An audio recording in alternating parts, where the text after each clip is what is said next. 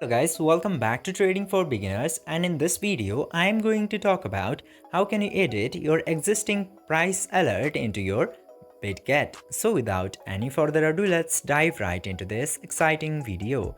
Now, in order to edit an existing price alert, you just simply have to open your Bitget application at very first. And after opening the Bitget, just simply go to market section and tap to this three dot into the top right corner.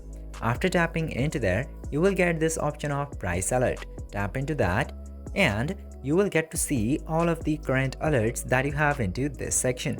Just simply tap into any of the alert which you would like to edit. In my case, I have this alert only, so I'll open this one, and after coming into this section, you can easily change price rises up to option, and after that also the frequency. Just simply change whatever you would like to change or edit into this section. Then tap to save button and your edit will be successfully saved into your price alert.